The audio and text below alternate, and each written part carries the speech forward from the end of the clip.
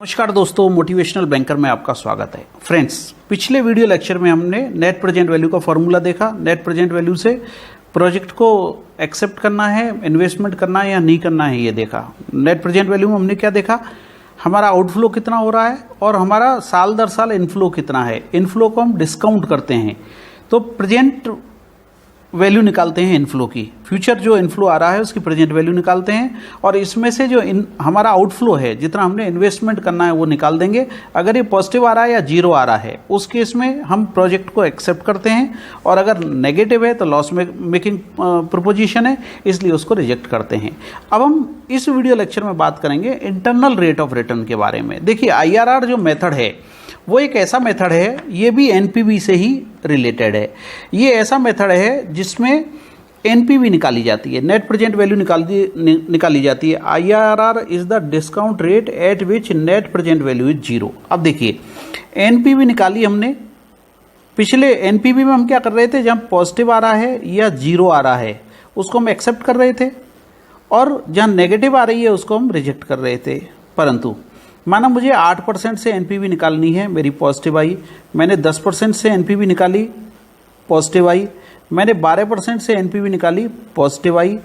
मैंने 14% से NPV निकाली, नेगेटिव आई।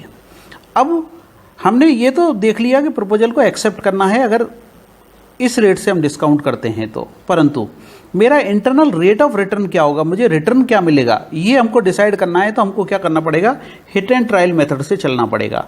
हम दो अलग अलग वैल्यू पकड़ के, दो अलग अलग डिस्काउंट रेट पकड़ के NPV निकालेंगे, और उन दो डिस्काउंट रेट के बेसिस पे NPV को जीरो पर लेकर आएंगे। माना एक NPV पॉजिटिव है और एक नेगेटिव है, तो ये जो फॉर्मूला मैंने दिया है, IRR equal to lower discount rate plus higher minus lower into NPV at lower discount rate और एब्सोल्यूट डिफरेंस और लोअर एंड हायर NPV। इस फॉर्मूले से हम इंटरनल रेट ऑफ रिटर्न निकालेंगे कि कोई भी प्रोजेक्ट अगर लगा रहे हैं तो उस पर हमको क्या रिटर्न मिलेगा। अब देखिए, ये नीचे वाला फॉर्मूला ले लेते हैं। Friends, if you are a GIB aspirant, you can visit our video library that is available on our website www.motivationalbanker.com. This video lecture you are seeing is also a part of that video library. ये cash flow, ये मेरा initial investment है 200 का, ठीक है। First year profit 80, second year profit 50, third year profit 60 और fourth year का profit है 70, ठीक है। तो टोटल ये आ गया मेरा, ये 240 हुआ, ठीक है। ये 240 हो गया, 80 प्लस 50 130, 130 190। ये इसमें कुछ मिस्टेक हो गई क्या, 80 प्लस 50 प्लस 60 130 180 240 आएगा, करेक्ट है ना। 240 इसका टोटल आ गया। ये मेरा इनफ्लो है।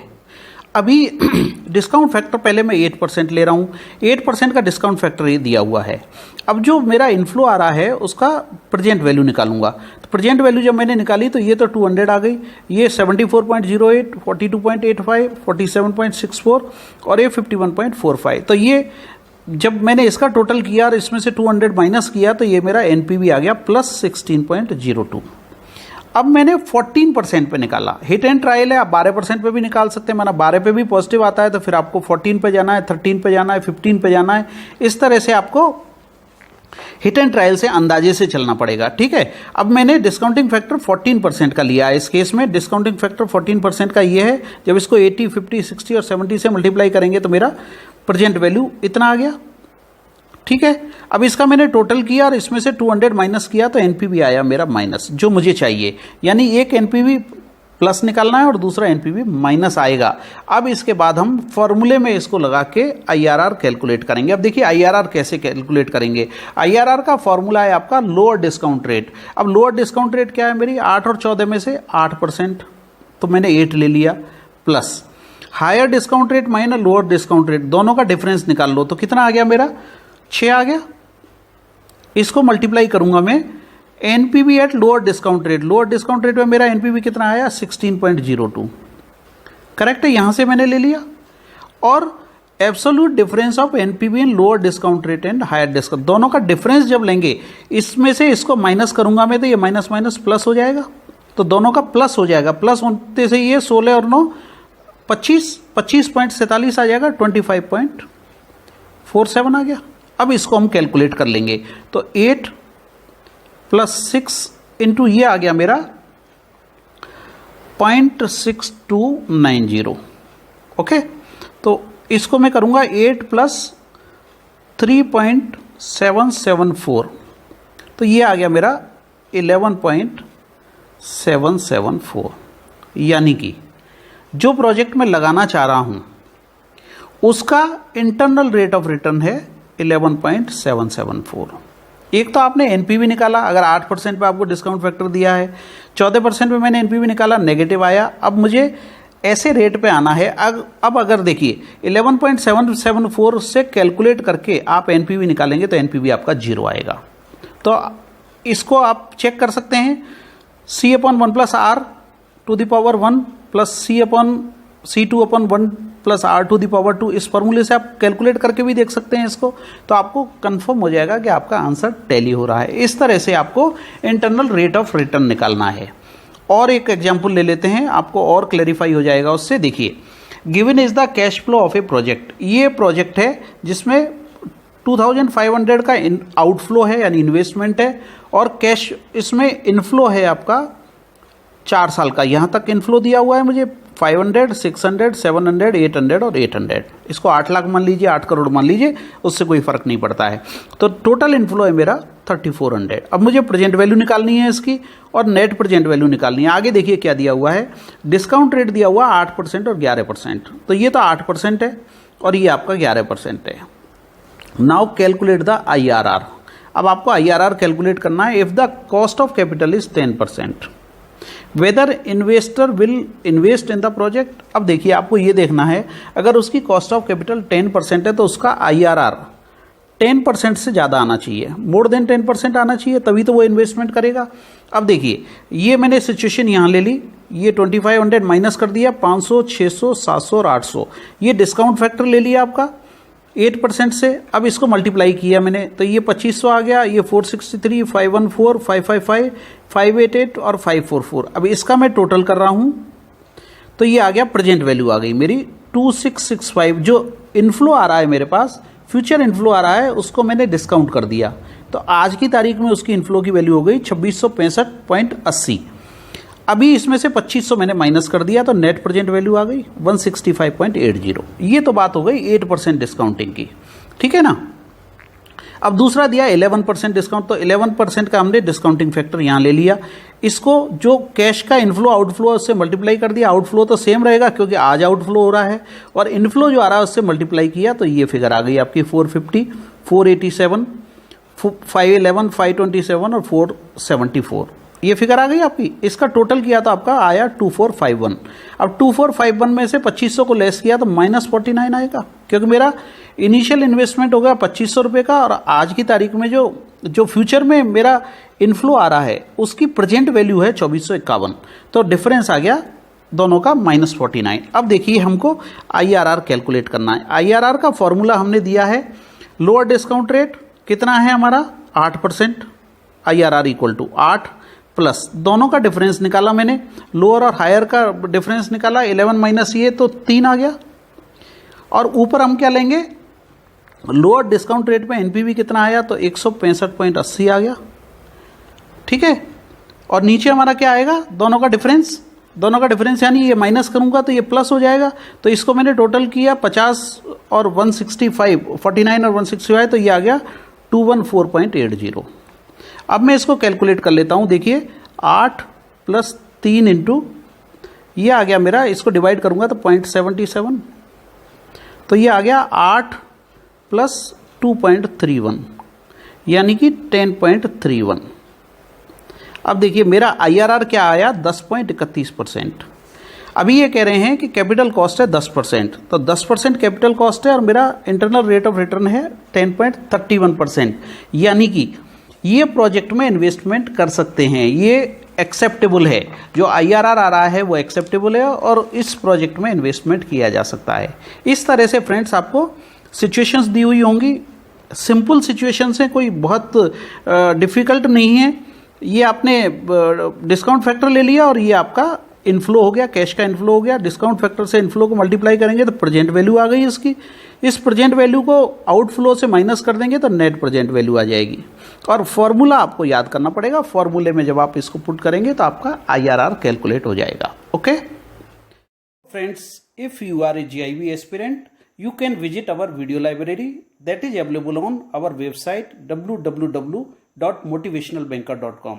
This video lecture you are seeing is also a part of that video library.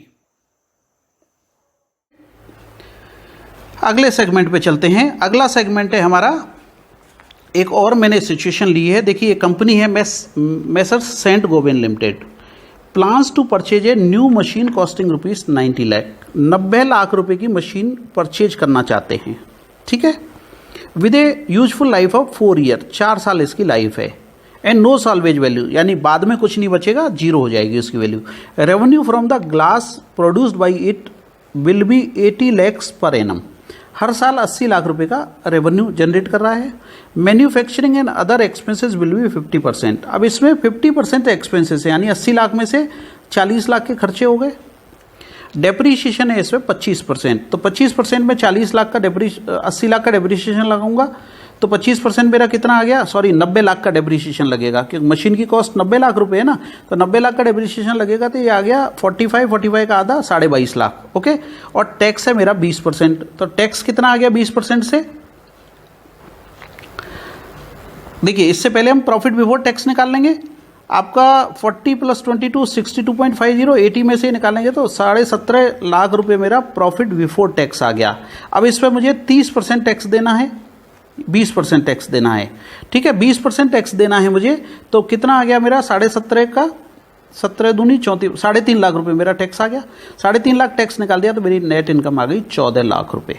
Okay, अब डेप्रीशिएशन क्योंकि नॉन कैश एक्सपेंडिचर है, इसको ऐड बैक कर देंगे, तो इसको मैंने वापस प्लस कर दिया तो मेरा कैश फ्लो आ गया 36.5 लाख रुपए का। ठीक है, यहां तक आपको कैलकुलेशन समझ में आई कि नहीं? मैं एक बार फिर से रिपीट कर देता हूं। देखिए 90 लाख रुपए की मैंने मशीन खरीदी है, जिसकी लाइफ है 4 साल, सालवेज वैल्यू है 0। इससे रेवेन्यू जनरेट हो रहा है 80 लाख रुपए, खर्चे आ रहे 50% एंड 40 लाख रुपए खर्चे हो गए। डेप्रीशिएशन 25% है, ये मशीन की वैल्यू पे निकलेगा, यानी 90 लाख पे आएगा तो 22.5 लाख रुपए। अब ये दोनों खर्चे निकाल दीजिए, इसको माइनस कर दिया तो प्रॉफिट बिफोर टैक्स आ गया मेरा 17.5 लाख रुपए। टैक्स मेरा 20% का रेट दिया हुआ है, तो 20% टैक्स निकाला तो 3.5 लाख रुपए टैक्स निकल गया, तो मेरी नेट इनकम आ गई 14 लाख रुपए। अब चूंकि डेप्रीशिएशन नॉन कैश एक्सपेंडिचर है, इसको ऐड बैक कर देंगे तो मेरा कैश फ्लो आ गया 36.5 लाख रुपए। ठीक है, अब देखिए मुझे क्या करना है। इफ कैपिटल कॉस्ट इज 14%, 14% की कैपिटल कॉस्ट दी हुई है, is it suggestible two by it? देखिए यहाँ IRR नहीं पूछा है, यहाँ पूछा है हमको NPV निकालना है। अब NPV अगर मेरा पॉजिटिव आएगा या 0 आएगा तो इसको परचेज करेंगे, और NPV नेगेटिव आएगा तो हम इसको परचेज नहीं करेंगे।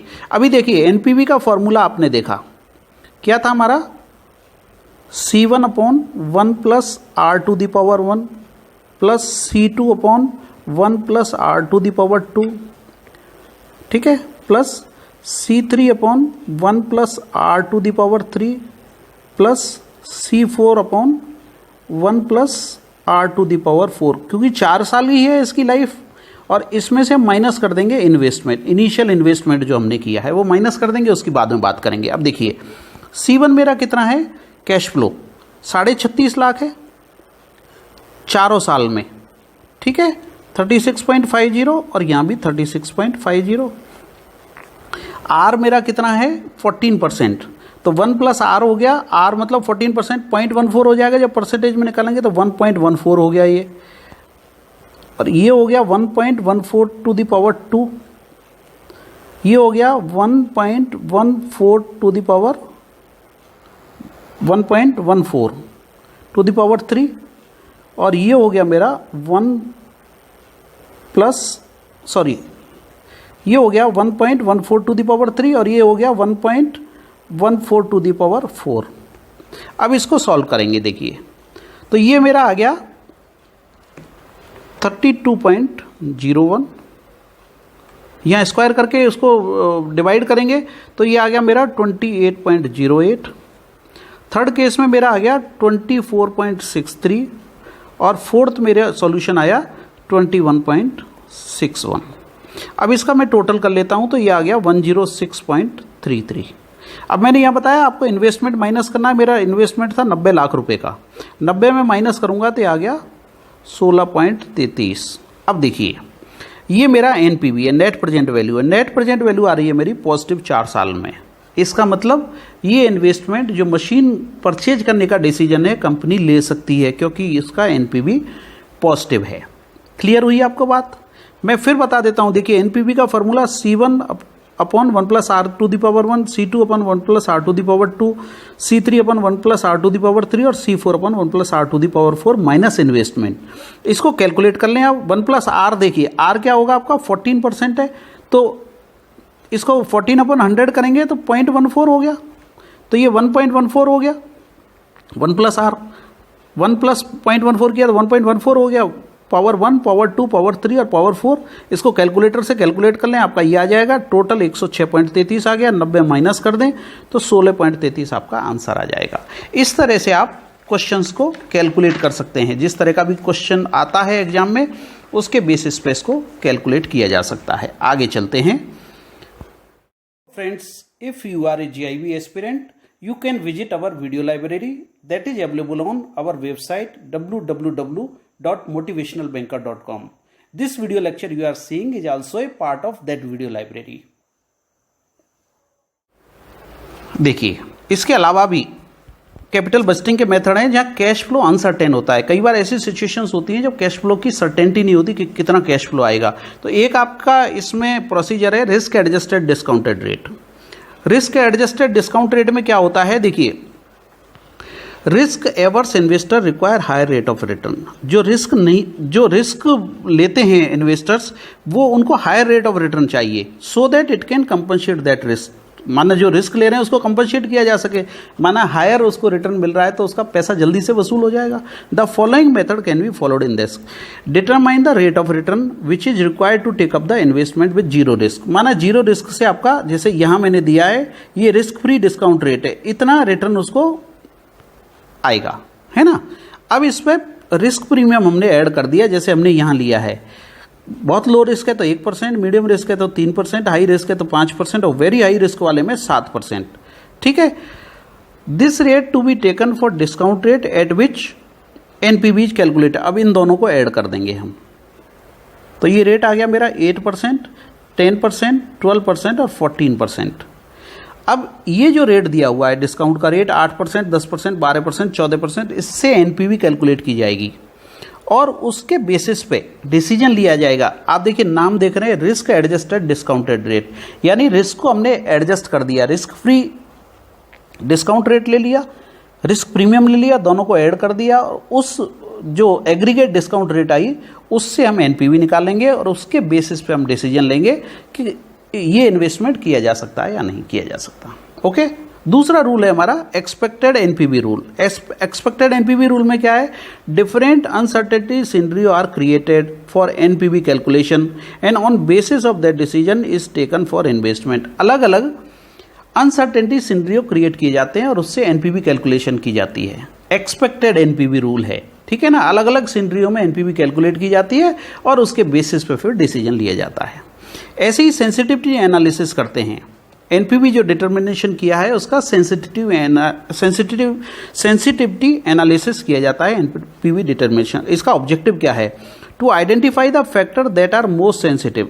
यानी कि सेंसिटिविटी एनालिसिस में सेंसिटिव जो फैक्टर्स हैं उनको कंसीडर किया जाता है, उनको आइडेंटिफाई किया जाता है ताकि इन्वेस्टमेंट की प्रॉफिटेबिलिटी निकाली जा सकते हैं और उसके बाद में फिर डिसीजन लिया जाता है। आप कैसे करेंगे, देखिए जो कैश फ्लो आते हैं, beginning is made with the best estimate of various cash flow. जो कैश फ्लो आ रहे हैं उनमें बेस्ट एस्टिमेट लिया जाता है। Each of the information used in NPV calculation is varied one eight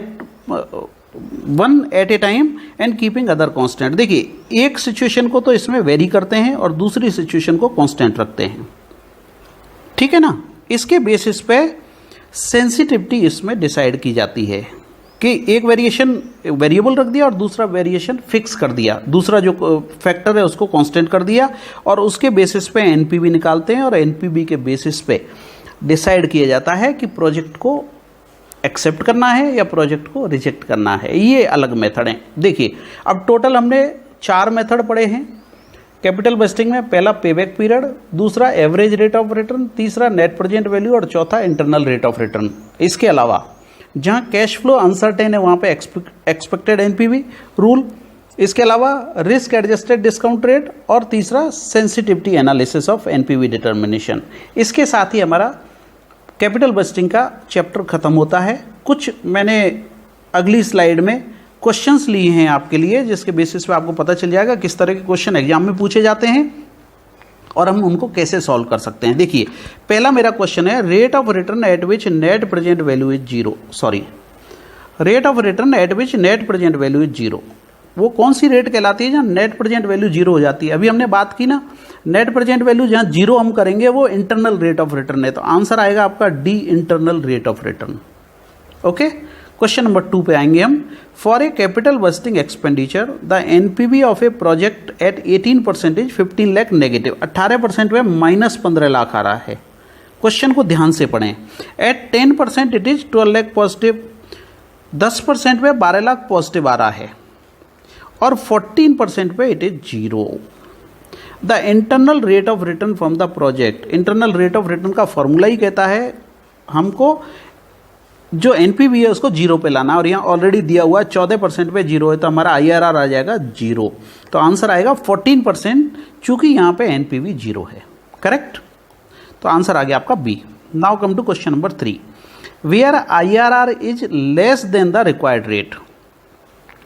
IRR जितनी रिक्वायर्ड रेट है उससे कम है। The management take which of the following. आप समझिए रिक्वायर्ड रेट है मेरी 10% और आईआरआर आ रहा है मेरा 9.5%, तो क्या ऐसा डिसीजन कोई लेगा? नहीं लेगा। It must reject the project. ऐसे केस में प्रोजेक्ट को रिजेक्ट कर देना है। मैं 10% रिटर्न एक्सपेक्ट कर रहा हूँ, मुझे 9 या 9.5 मिल रहा है, तो मैं क्यों पैसा लगाऊंगा? ठीक है। Now come to question number 4। A firm has 4 project as alternative project. 4 project हैं उनके पास and want to take up 1। चारों में से कोई एक लेना है। Based on the IRR method it should take up the project of the following. कौन सा लेना है?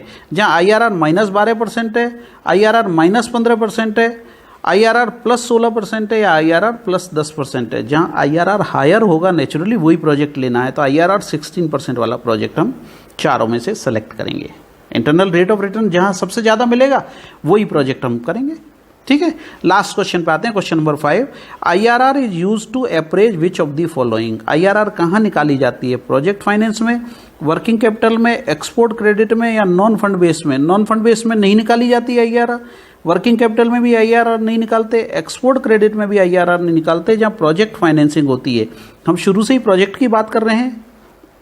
एनपीवी आईआरआर में जब बड़े बड़े प्रोजेक्ट लगाए जाते हैं तो वहाँ पे आईआरआर कैलकुलेट की जाती है कि इंटरनल रेट ऑफ रिटर्न क्या आएगी, तो आंसर आएगा आपका A, project financing. Thank you very much friends for watching this video. मैं उम्मीद करता हूँ कि आपका कैपिटल बजटिंग का पूरा जो सिलेबस है वो मैंने इसमें कवर कर लिया है, क्वेश्चंस भी कवर कर लिए हैं। चारों मेथड आपको payback period, average rate of return, net present value और आईआरआर के बारे में थ्योरी और न्यूमेरिकल्स मैंने आपको करा दिए हैं। मैं उम्मीद करता हूं कि आप इसके बेसिस पे ये सारे क्वेश्चन सॉल्व कर पाएंगे। Thank you very much.